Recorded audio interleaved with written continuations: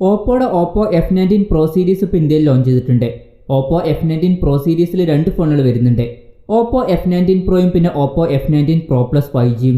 ഈ ഒരു വീഡിയോയിൽ നമ്മൾ നോക്കാൻ പോകുന്നത് Oppo F19 Pro Plus 5G എന്ന ഫോണിൻ്റെ വിശേഷങ്ങളാണ്.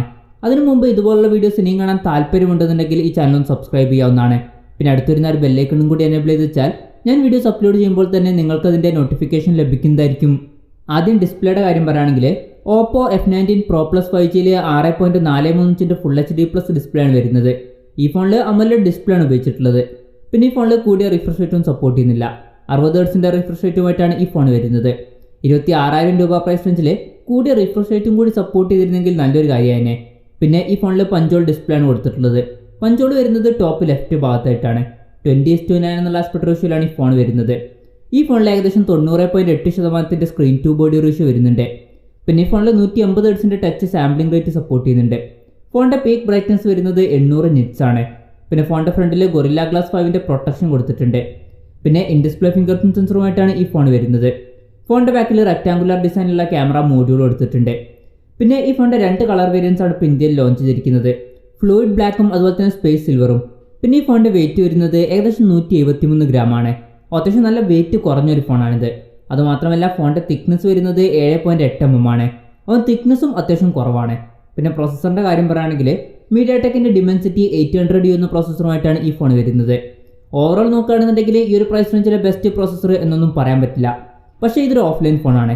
ഓഫ്ലൈൻ മാർക്കറ്റിൻ്റെ കാര്യം മാത്രം നമ്മൾ നോക്കുകയാണെന്നുണ്ടെങ്കിൽ ഈ ഒരു പ്രൈസ് റേഞ്ചിൽ ഇത് അത്യാവശ്യം നല്ലൊരു പ്രോസസ്സർ തന്നെയാണ്. പിന്നെ എടുത്തു പറയേണ്ട മറ്റൊരു കാര്യം, ഈ ഒരു ഫോണിൽ 5G സപ്പോർട്ട് ചെയ്യുന്നുണ്ട്.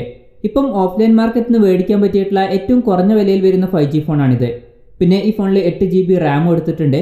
അതുപോലെ തന്നെ 128GB ഇന്റേണലും വരുന്നുണ്ട്. LPDDR4Xൻ്റെ റാമാണ് ഈ ഫോണിൽ ഉപയോഗിച്ചിരിക്കുന്നത്. UFS 2.1 സ്റ്റോറേജ് ടൈപ്പ് ആയിട്ടാണ് ഈ ഫോൺ വരുന്നത്. പിന്നെ മെമ്മറി എക്സ്പാൻഡ് ചെയ്യണമെന്നുണ്ടെങ്കിൽ ഈ ഫോണിൽ ഡെഡിക്കേറ്റഡ് മെമ്മറി കാർഡ് സ്ലോട്ട് കൊടുത്തിട്ടുണ്ട്. അതായത് രണ്ട് സിം യൂസ് ചെയ്യുമ്പോൾ തന്നെ ഒരു മെമ്മറി കാർഡ് നമുക്ക് സെപ്പറേറ്റ് ആയിട്ട് യൂസ് ചെയ്യാം.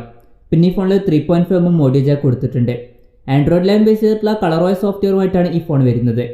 ക്യാമറയുടെ കാര്യം പറയുകയാണെങ്കിൽ ഫോണിൻ്റെ പിന്നിൽ 4 ക്യാമറ സെൻസേഴ്സ് വരുന്നുണ്ട്. 48 മെഗാപിക്സലിലെ f1.7 അപ്പേഴ്സിൽ വരുന്ന മെയിൻ സെൻസറാണ് വരുന്നത്. ഇത് ഒംനിവിഷൻ്റെ സെൻസറാണ്. പിന്നെ 8 മെഗാപിക്സലിൻ്റെ f2.2 അപ്പേഴ്സിൽ വരുന്ന അൾട്രാ വൈഡ് ആംഗിൾ ലെൻസ് വരുന്നുണ്ട്.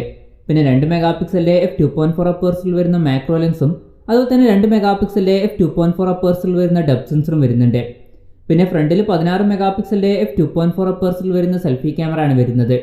പിന്നെ ഈ ഫോണിൽ കുറേ ക്യാമറ ഫീച്ചേഴ്സും കാര്യങ്ങളൊക്കെ കൊടുത്തിട്ടുണ്ട്. ലോ ലൈറ്റ് പെർഫോമൻസ് ഒക്കെ മെച്ചപ്പെടുത്താൻ വേണ്ടിയിട്ട് AI ഹൈലൈറ്റ് പോർട്രേറ്റ് വീഡിയോ എന്നുള്ള ഫീച്ചർ കൊടുത്തിട്ടുണ്ട്. അതുപോലെ തന്നെ അൾട്രാ നൈറ്റ് വീഡിയോ എന്നുള്ള ഫീച്ചർ വരുന്നുണ്ട്. പിന്നെ നൈറ്റ് പ്ലസ് എന്നുള്ള ഫീച്ചറൊക്കെ കൊടുത്തിട്ടുണ്ട്. പിന്നെ ഈ ഫോണിൽ വേറെയും കുറേ ഫീച്ചേഴ്സ് വരുന്നുണ്ട്. ഡ്യുവൽ വ്യൂ വീഡിയോ, അതുപോലെ ഫോക്കസ് ലോക്ക്, ഡൈനാമിക് ബൊക്കെ, ഇതുപോലെ കുറേ ഫീച്ചേഴ്സുമായിട്ടാണ് ഈ ഫോൺ വരുന്നത്. ബാറ്ററിയുടെ കാര്യം പറയുകയാണെങ്കിൽ ഈ ഫോണിൽ 4310 mAhൻ്റെ ബാറ്ററിയാണ് വരുന്നത്. ഈ ഫോണിൽ 50 വാട്ടിൻ്റെ ഫാസ്റ്റ് ചാർജിങ് സപ്പോർട്ട് ചെയ്യുന്നുണ്ട്. പിന്നെ ഫോണിൻ്റെ ബോക്സിൽ 65 വാട്ടിൻ്റെ ചാർജറാണ് കൊടുത്തിരിക്കുന്നത്. പിന്നെ ഈ ഫോണിൽ ടൈപ്പ് സി ചാർജിംഗ് പോർട്ടാണ് ഉപയോഗിച്ചിരിക്കുന്നത്.